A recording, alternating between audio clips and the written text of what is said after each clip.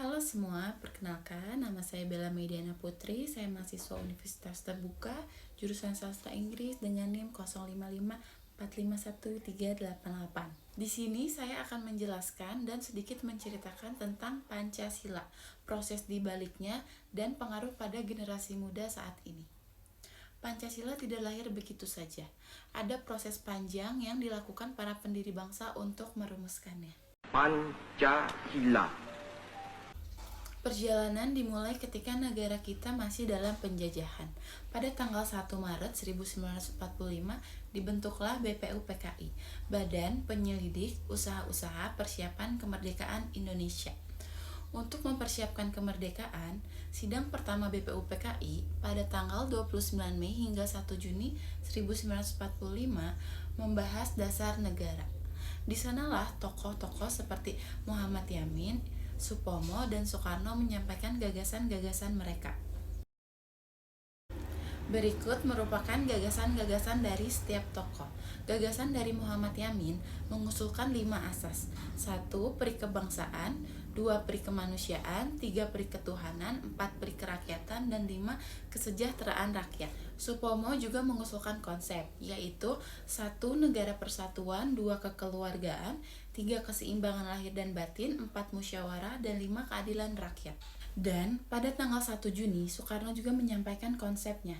1. Kebangsaan Indonesia, 2. Internasionalisme dan kemanusiaan, 3. Mufakat dan demokrasi permusyawaratan, 4. Kesejahteraan sosial, dan 5.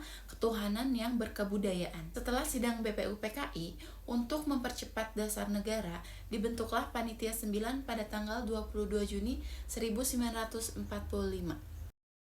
Yang menyusun Piagam Jakarta sebagai rumusan awal yang kemudian diubah sedikit demi kompromi nasional.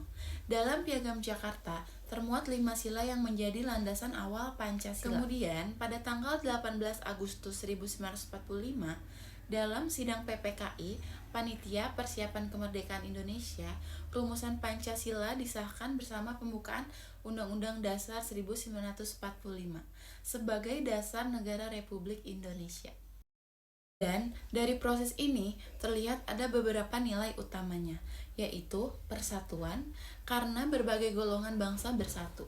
Kemudian toleransi dan musyawarah, karena dibutuhkan kompromi untuk menyatukan keberagaman, serta keadilan sosial, karena negara ini dibangun untuk seluruh rakyat, bukan hanya untuk satu kelompok saja. Dan sebagai generasi muda sekarang, pelajaran jelas yang harus kita tanamkan yaitu untuk menghargai perbedaan, bekerjasama demi tujuan bersama, dan berkontribusi bagi masyarakat. Nilai-nilai Pancasila itu sangat relevan terhadap tantangan seperti polarisasi sosial, konflik identitas, dan kebutuhan kerjasama lintas komunitas.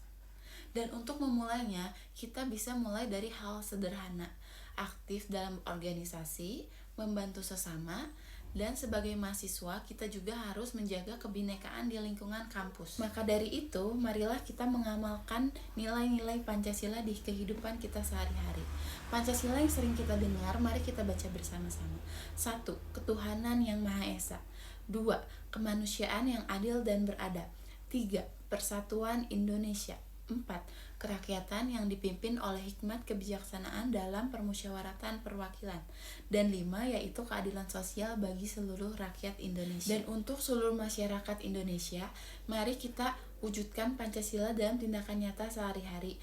Masa depan bangsa ini ada di tangan kita, generasi muda. Terima kasih atas perhatian kalian. Semoga yang saya sampaikan sangat bermanfaat untuk kalian.